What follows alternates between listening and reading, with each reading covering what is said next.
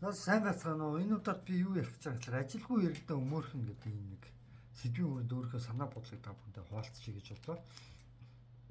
Тэгэхээр би ажилдаа байж үзсэн, Солонгост ажиллаж үзсэн, Монголд ажиллаж үзсэн, Солонгост нэг хэдэн жил, Монголд ч гэсэн хэдэн жил ажилласан. Тэгээ хамгийн гол асуудал нь юу юм гэхээр тэгээ Монголд ч гэсэн хэдэн жил ажиллахгүй байж байгаа.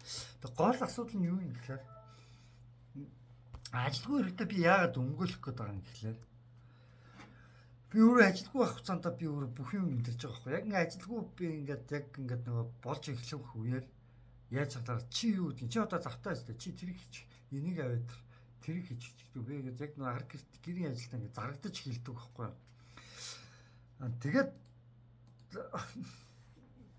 Тэгээд ингээд зарагдаж эхэлж байгаа сүүлдээ яг ингээд нөгөө нэг юу гэдгийг ажилгүй хэрнээ би чи ингээд юм хийгээд идэм биш үү? Үгүй шүү дээ. Ажилгүй ч гэсэн энэ чинь ингээд тийм ээ. Юм хийгээд юм хийгээд гүгээд юм. Зүгээр нэр хүнд бэдгүй юм бэ. Ажиллаа гэд над нэр хүнд байхгүй. Юу ч байхгүй. Зүгээр ганцхан нөгөө нь юу ирдэг гэхээр чи ажилгүй юм чи ажилгүй юм чи юу юм гэдэг ийм дарамт ирд юм гэдгийг би ойлгосон байхгүй. Тэгээд чи ажилгүй юм чинь гэдгээр нөгөө шалтгаан болчдөг. Тэгээд би ерөнхийдөө нэг юг ойлгоцсон гэхээр энэ хүмүүс чинь өстөө нэр жоохон тиймэрхүү байдаг наа. Тэгээ гол нь ажилгүй болж нэг хэдэн жил болгоход хүмүүсийн зан чанар танигдана. Уунч эхлэхдээ өвчтөө баригдаад ирэхлээр хүмүүсийн зан чанар танигдчих эхэлнэ. Бүр яг ингээд нөгөө өстөө 91 хүмүүсээ баг ихэнхийг зан чанар танигдчих эхэлдэг юм байлээ л дээ. За яг тиймэрхүү хүмүүсгээд яг хүн чанартай яг эцэст нь яг би надтай яг хэн үлдэх вэ гэдэг ингээд танигдаад эхэлдэг. Яг ажилгүй байхын давуу тал нь хүмүүсийн цаа чанарыг таниад авчдаг юм байлаа. Тэгээд дээрс нь хаана би өнөөдөр чинь 2024 оны 11 сарын 28-нд өдрүүлж байгаа байхгүй. За тэгээд би одоо чинь ингэж байгаа байхгүй ажилгүйч гэсэн тийм үү. Одоо ингээд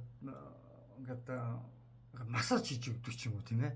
Яа массажийн сургалтын дурд сууж исэн байхгүй. Тэгээ тэр үед би нэг дадлага хийх хүн гэртээ. Тэгээ гэрийнхнээс дадлага хийн.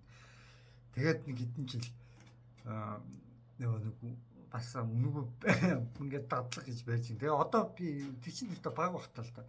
Тэгээ ер нь би одоо юу яаж байгаа гэхээр тэгээд одоо л тэр барай бол мартсан бахаа. Тэгээд дээрээс нөгөө хоол ундгийн гэр орон цэвэрлэн.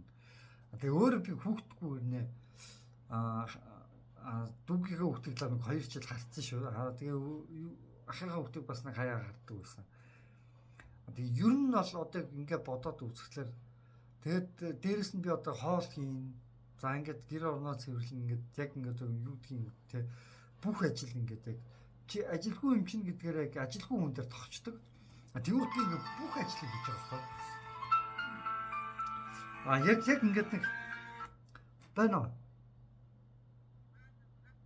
Одоо нэг бичлэг хийчихэд гарлаа. За тасаллаа. За одоо гарч байна. За тэгээд ингээд ажилгүй юм чинь гэдэг үднээсээ намайг чинь өстөө нэр юу вэ? Нөгөө ингээл чи ажилгүй юм чинь юу юм гээл бүр нөө мөнгөгүй болгоход бүр ингээд эхэлчихдэг юм лээ. Тэгээд хүн чинь ингээд дотроо бодож байгаагүй. Би ч ажилгүй гэсэн би чинь юм хийдэг удаас. Гэдэг хамгийн гол нь үгүй би ажиллаа хэлээ. Нэг хэсэг жоохон ингээд нэг юунд орчих штэ. Одоо гэдэг би чинь өөрийнхөө жоохон ингээд номсон суух гад ч юм уу баг бахта байсдаг. Ингээд нэг суух гад ч юм уу явахт нэг сууж байгаа. Тэгээд дард манай гэр их ингээд мэдсэн ухтаа номсон сууж байгаа. Тэгэн ухтаа чи номсон сууж яадаг юм чи наад шүүнөө чи энийг хөвчих юм. Тэгвэл би тэгээд дараад нь жоо нууцаар суудаг болсон байхгүй нэг хэсэг номсон. Тэгээд нэг хэсэггүй хугацаанд л нэг номсон сууж амжижсэн юм да. Тэгээд тэр хугацаанд нэг тодорхой хэмжээнд нэг өөртөө юм ойлгож авч ирсэн. Тэгээд ер нь яг тэгээд нөө сүүлдээ хүн чинь тэгээд тэрэндээ дасаж эхэлдэг юм билээ шүү дээ. Дасаад эхэлдэг. Тэгээд гэрийн юмнуудыг хийж дуусчаа дараад нь өөрөө одоо юу гэдгийг те нүү хийцгүүрээд одоо шал ондоо юм хийдэг ч юм уу, одоо тэг мөнгө болон гутаа нэг шоудах мөнгө болон гутаа нэг шоудахаа болоод шал ондоо юм хийдэг ч юм уу. Тэгээд тэг ер нь ингээд нөгөө нэг яг нөгөө өөрийнхөө яг нөгөө хийх гэжсэн одоо нөгөө хүн чинь нэг ажил хийж байгаа нэг жоохон ингээд зав чулаа гарна штэ. Тэгвэл нэг бизнес ч гэдэг юм хэмхэн юмудаа ингээд хөөгээд өөрийгөө хөгжүүлээд ингээд явъя гэхлээр яг нөгөө тэр боломж нь ингээд тийм сайн олддоггүй юм шиг байна. Тэг мэдээж хэрэг яах вэ гэхээр би юм удаад яг ингээд бүр хэцүү болтол тохиол гэрэх мэрхэн бол туслана л та. Туслана. Тэгтээ ер нь бол яг юу ч гэмээр юм дэ тийм ээ.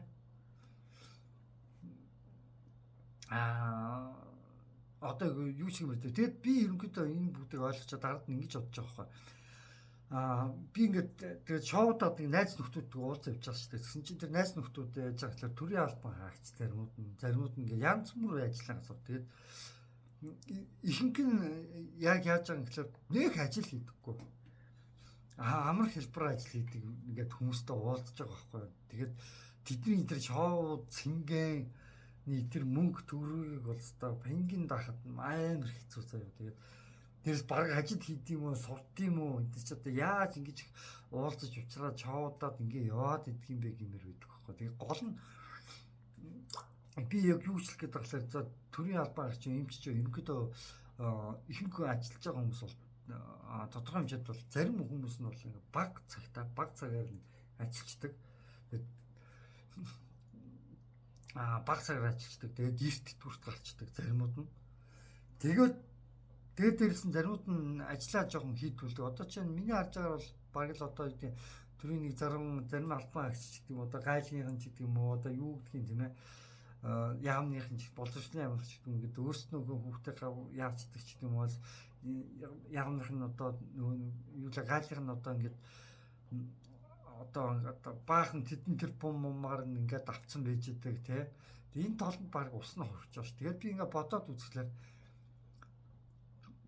ажилгүй тэгээд муу эмчийн гарт ороод бас хөрсөн хүмүүс ч гэсэн өндөө байгаа ш.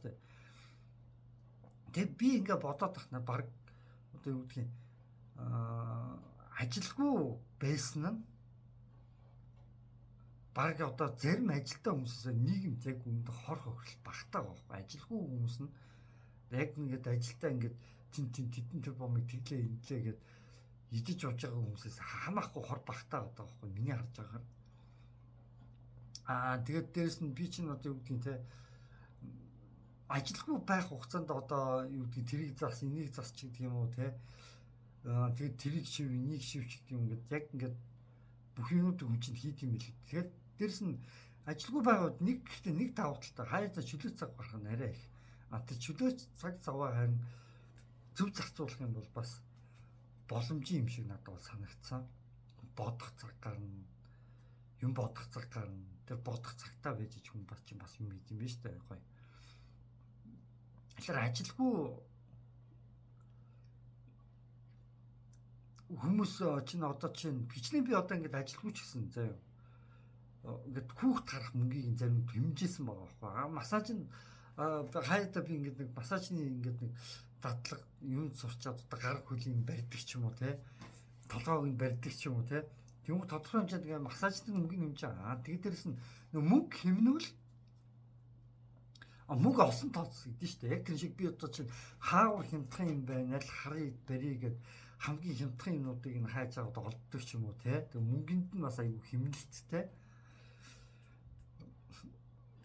Хэмнэлттэй явж байгаа байхгүй. Тэгүн гот чинь би бас ингээд мөнгө хэдийгээр яг ингээд ажилгүй байх удаа хэдийгээр мөнгө олохгүй байгаа ч гэсэн мөнгө ингээд хэмжин чинь бас мөнгө олж ийн гэсэн үг юм билээ шүү дээ. Тодорхой хэмжээнд.